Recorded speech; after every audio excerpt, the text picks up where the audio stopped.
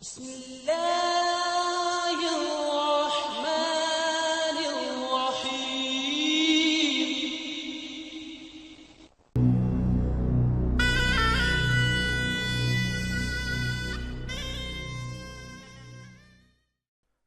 السلام علیکم ورحمۃ اللہ وبرکاتہ۔ محترم ناظرین، آج مورخہ 30 مارچ سن 2017 کو ننکانہ صاحب میں معروف احمدی وکیل ملک سلیم لطیف صاحب کو بھرے بازار میں گولیاں مار کر شہید کر دیا گیا ہے۔ ملک سلیم صاحب اپنے وکیل بیٹے کے ہمراہ کچہری جا رہے تھے کہ اچانک دو نامعلوم موٹر سائیکل سواروں نے ان پر فائرنگ کر دی، جس کے نتیجے میں ملک سلیم لطیف صاحب موقع پر جاں بحق ہو گئے، جبکہ ان کا بیٹا اس حملہ میں محفوظ رہا۔ ملک سلیم لطیف صاحب ننکانہ شہر کے جماعت احمدیہ کے صدر تھے۔ ان کی کسی کے ساتھ کوئی دشمنی نہیں تھی، محض احمدی ہونے کی بنا پر ان کی جان لی گئی۔ ملک سلیم لطیف صاحب نے پسماندگان میں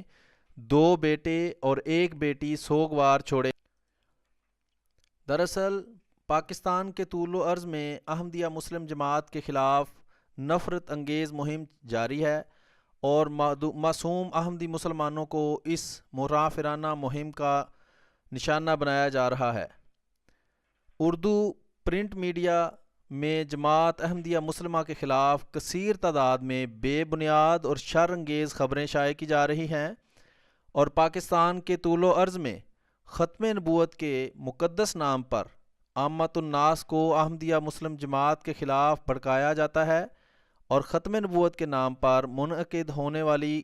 کانفرنسز میں احمدی مسلمانوں کے معاشی اور معاشرتی بائیکاٹ کی بھی ترغیب دی جاتی ہے۔ نیشنل ایکشن پلان میں صراحت کی گئی تھی کہ نفرت انگیز تحریر و تقریر پر پابندی عائد کی جائے گی، مگر افسوس کے ساتھ کہنا پڑتا ہے کہ احمدی مسلمانوں کے خلاف بائیکاٹ اور تشدد کی تلقین کی جاتی ہے، اور حکومت جان بوجھ کر آنکھیں بند کر کے سوئی رہتی ہے۔ قاتلوں کی فوری گرفتاری کا جماعت احمدیہ مسلمہ مطالبہ کرتی ہے، اور احمدیوں کے خلاف جرائم کرنے والوں کو قانون کے مطابق سخت سے سخت سزا ملنی چاہیے،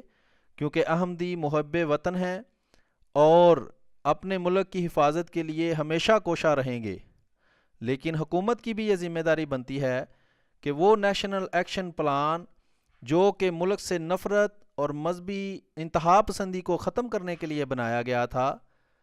اس پر عمل کرتے ہوئے یہ نہ کریں کہ وہ احمدی مسلمانوں کو، معصوم مسلمانوں کو جو اپنے دفتروں میں بیٹھ کر اپنے روزمرہ کے کام کر رہے ہوتے ہیں، ان کو جا کر پکڑنا شروع کر دیں۔ ان کو چاہیے کہ یہ ختم نبوت کے نام پر ہونے والی یہ نام نہاد کانفرنسز میں جا کر ان کا جائزہ لیں کہ وہاں کس طرح احمدی مسلمانوں کے خلاف نفرت انگیز مواد بانٹا جاتا ہے، نفرت انگیز بلکہ یہاں تک کہ قتل پر اکسانے والی تقریریں کی جاتی ہیں، اور